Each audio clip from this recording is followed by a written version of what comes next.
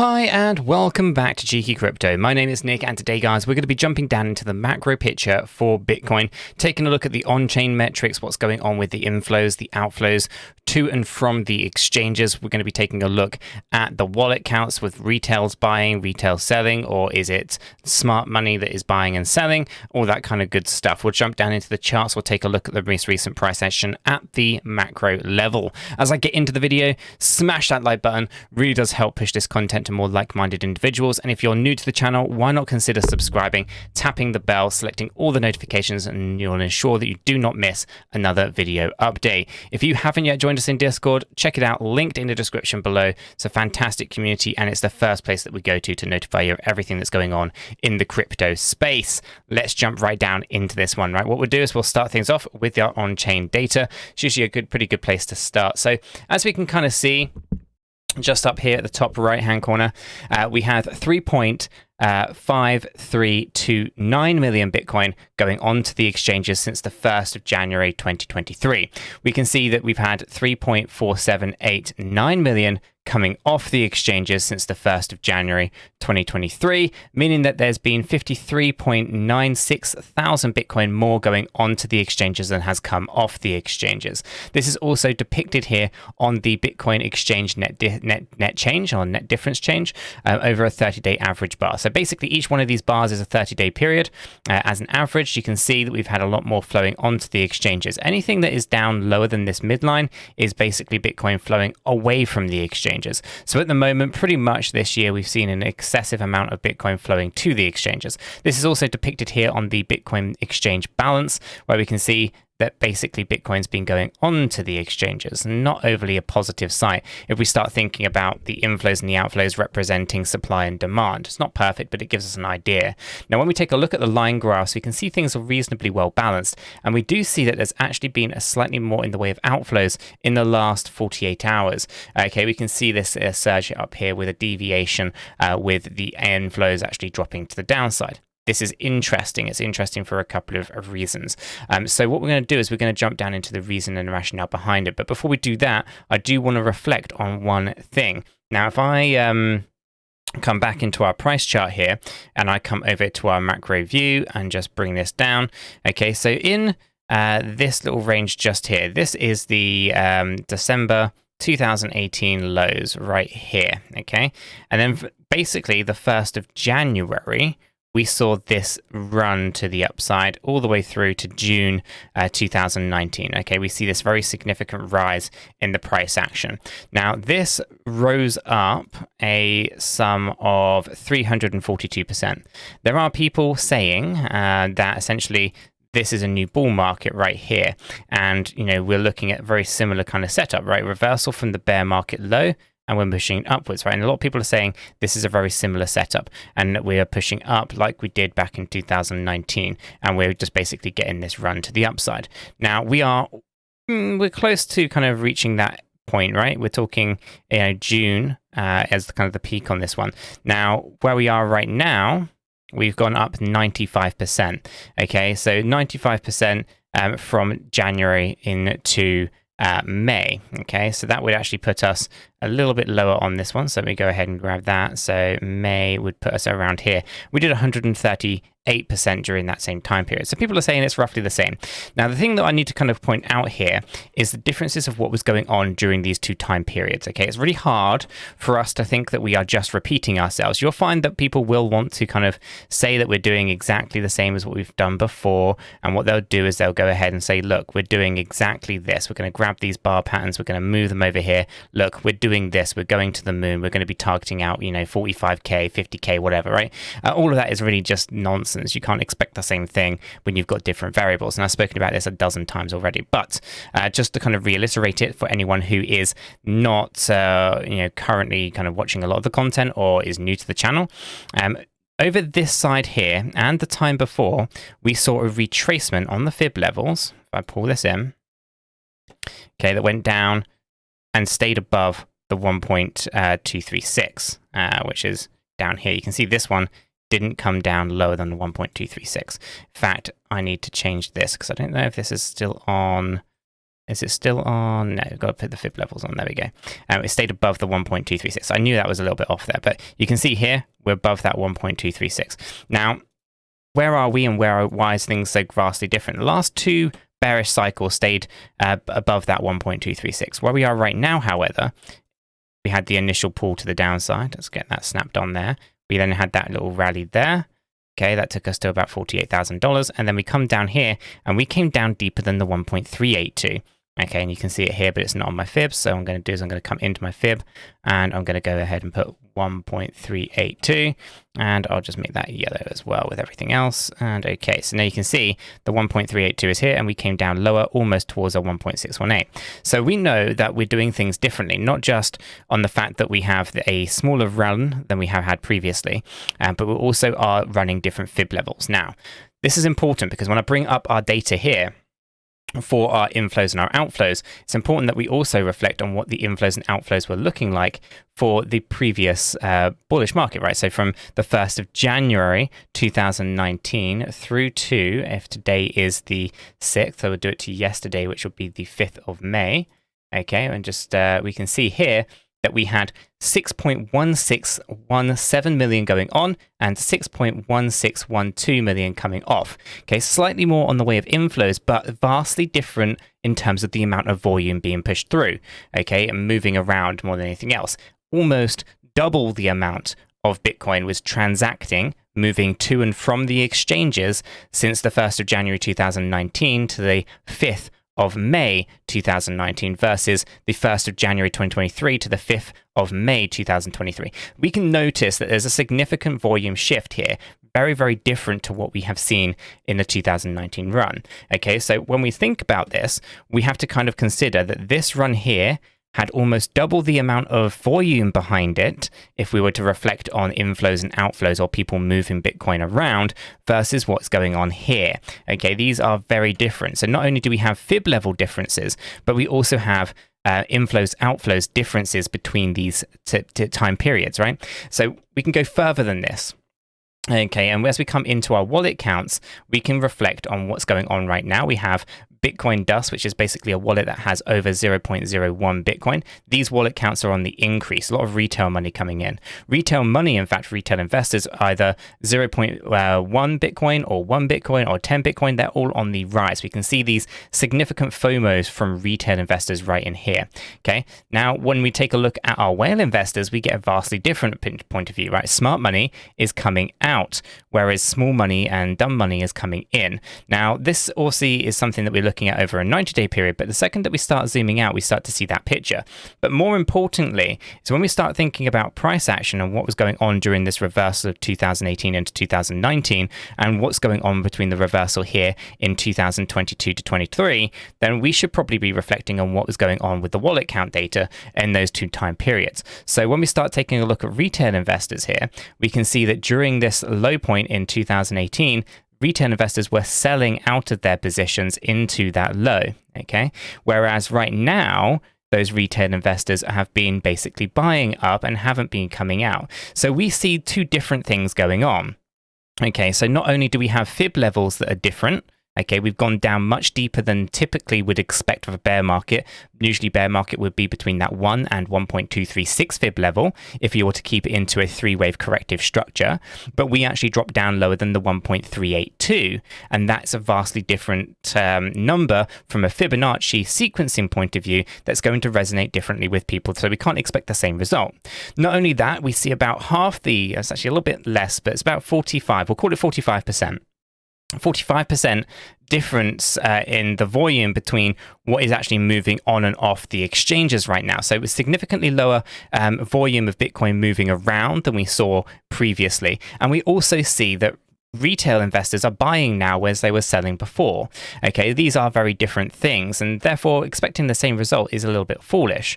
But we can go deeper than even this, right? Because it's important that we reflect on many different things. What about those larger investors? Well, we can see that in 2018, before we had that reversal in the market, we saw a significant surge to the upside with our whale investors. This is a wallet that has over 1,000 Bitcoin per wallet, right? And so you can see the increase here. Now, this increase is happening right in this middle section, and that also happens to be when your retail investors are selling. I've said it before and I'll say it again. There's always a buyer, there's always a seller. So someone is selling their Bitcoin, someone's got to be buying the Bitcoin, right? So if we see retail investors selling during 2018 into those lows, well, it was the whale investors that were buying it up from those retail investors during that time period.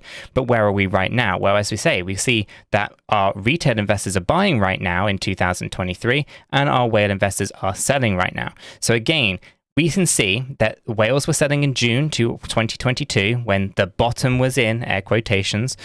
We can also see in November, the local low is in for this bear market at the moment in November 2022. And we can still see that whale investors have been selling and they've been continuing to do so. So the question becomes, okay, and it's a simple one really, do we think that the whale investors and the smart money are making catastrophic mistakes here and are essentially selling the bottom? Or are we actually going to willing to acknowledge that we have a set of different variables that we've never seen before in Bitcoin's history? Not only have we come down deeper than 1.382% on the Fibonacci scale, we've also come down deeper than the previous all-time high for the first time in Bitcoin's history. We also have significantly lower volumes in being moved around between the exchanges and cold storage wallets and external wallets. So we have a significant reduction there, around 45%. We also see that the differences between what happened in the bullish market previously was that retail investors were selling their Bitcoin to the whale investors in order for us to see that push to the upside. Large smart money funds had to come on in, whereas right now we're actually seeing the opposite, a market that is basically being propped up by dumb money or retail money, and smart money is not coming in right now, it's coming out. So all of these things make me wonder, are we actually going to believe that we're going to be in a bullish market, or are we now finally going to acknowledge what's right here in front of us and what's been here and what I've been talking about for the last little while, several months at least, and that, you know, the market here is essentially going to have to go down lower if we are going to see smart money coming on in? That's my position on it. You can answer your positions independently if you want. Now, we can go a little bit further because there are another set of investors. I've called them the Kraken. Some people call them humpbacks, but these are 10,000 Bitcoin per wallet holders. Okay, in 2018, this is what they looked like. They accumulated during the bear market, buying up all the dips and all the pumps. They didn't really care too much about the price action here. And what they did is they used that accumulative amount of Bitcoin to flood the market with excess amount, because everything comes down to supply and demand and imbalances between the supply and the demand. And what we can see here is that this 10,000 Bitcoin per wallet is what actually brought in the bear market low in 2018.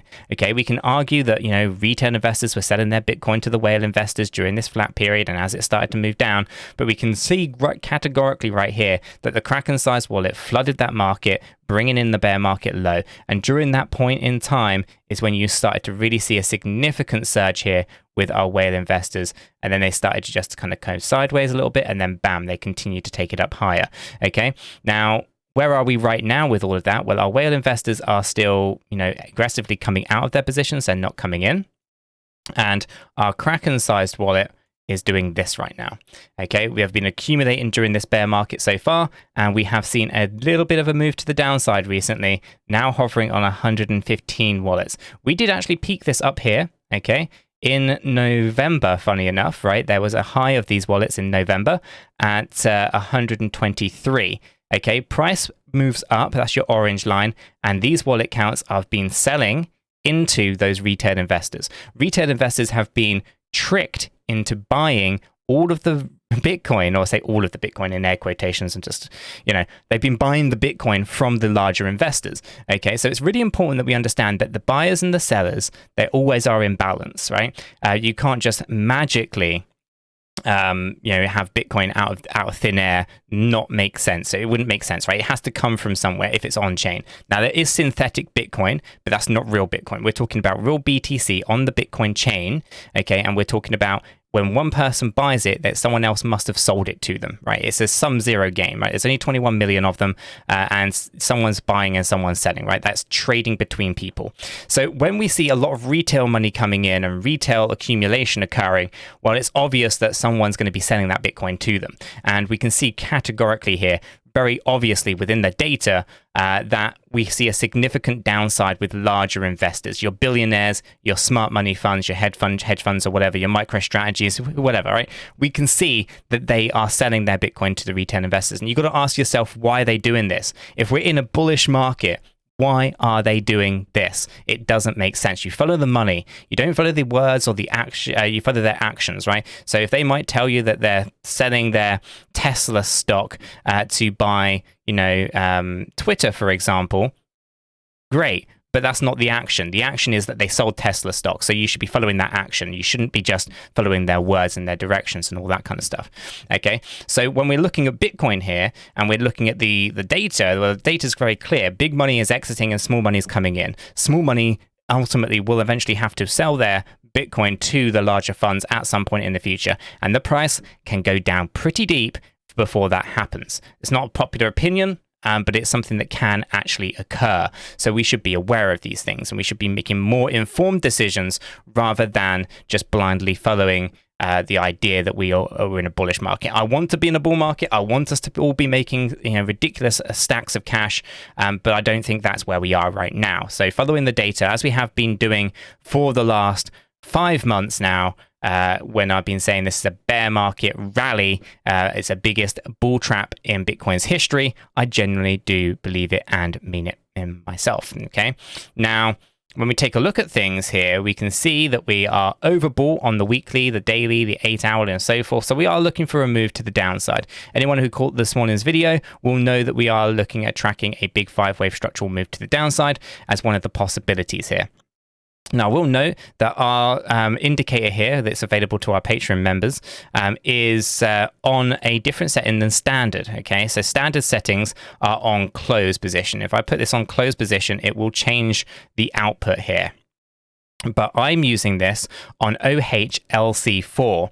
This basically means the open position of a candle, the high position of a candle, the low position of a candle, and the close position of the candle divided by 4. That gives you the average price per candle. So when you're doing a stochastic RSI, I'm using my RSI source on 𝗕𝗃𝗪𝗔𝗡, which gives me the average price per candle from my average point of view from my RSI source that I then use in a stochastic manner. This allows me then to look at this actually in a more kind of curved opinion, gives me a more meaningful stochastic RSI in my opinion. We can see obviously it's slightly different if we have it on close. I do use both for comparison reasons, but for the most part we can see quite clearly here that we are on average moved up into the overbought area on our daily chart, whereas we're not quite there yet when it comes to the close positions. Okay, so you can use it either way. I use it on 𝗕𝗃𝗪𝗔𝗡 because I think that's the most meaningful one. It gives you a little bit more of an indication a little bit ahead of time as well, because you're using an average position rather than just a closed position. So when it comes to the price action here, I am expecting further price movements to the downside. Our smart money concepts, on the other hand, is still giving us a bit of a bullish movement potential. Okay, we have got a bullish market on smart money concepts on the daily chart, but does not mean that we cannot move down. We still need to move down in a significant way, and this could just be a false flag. We are on higher highs and higher lows, and as I said many times before, higher highs and higher lows have a tendency to have a break to the downside, whereas when you're in a bullish market, you have lower highs and lower lows, and they have a tendency to break upwards. Timing it is incredibly difficult, and so you have to look at many different things, but for the most part, we are here setting ourselves up with a big potential bear flag. Okay, big pole, bear flag, move down, right? And we have still got the potential to come down very, very low. Okay, I don't want to, but it's possible that we do. And until retail investors are selling their Bitcoin, I'm not suspecting us to move on up. This is all about a liquidity grab. Lots of people who were in financial trouble back in November, all of a sudden are no longer in financial trouble. Think about why we've pushed the market to the upside here. A lot of money has magically been found in lots of different exchanges and things like that. So it's important that we understand that this is all about liquidity, grabbing as much liquidity from retail investors as possible before actually moving to the downside. And I do think we're going to see a pretty significant move to the downside. That's my opinion. Not obviously anything else I can go on, but I've given you the reason and the rationale behind why I think this.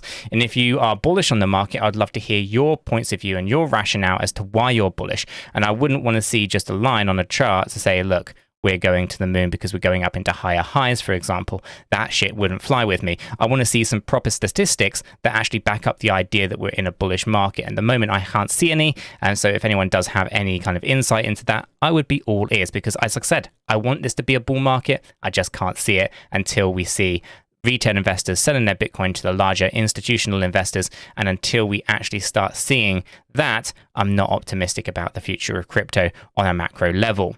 Now, I'm going to wrap this video up right there. I've rambled on for about 20 minutes. Hopefully you found it useful and informative. If you have, smash that like button. I do appreciate that. If you're new to the channel, subscribe. And guys, I'll catch you all in the next one. We are not financial advisors. None of what we have communicated verbally or in writing here should be considered as financial advice. It is not. Do your own research before investing in any digital asset or affiliate offers, and understand that investing in any crypto is risky. If you do, you need to be prepared to lose your entire investment. This video is for information and entertainment purposes only. All our videos are strictly personal opinions. Please make sure you do your own research and never take our opinions for financial guidance. There are multiple strategies, and not all strategies fit all people. Our videos are not financial advice.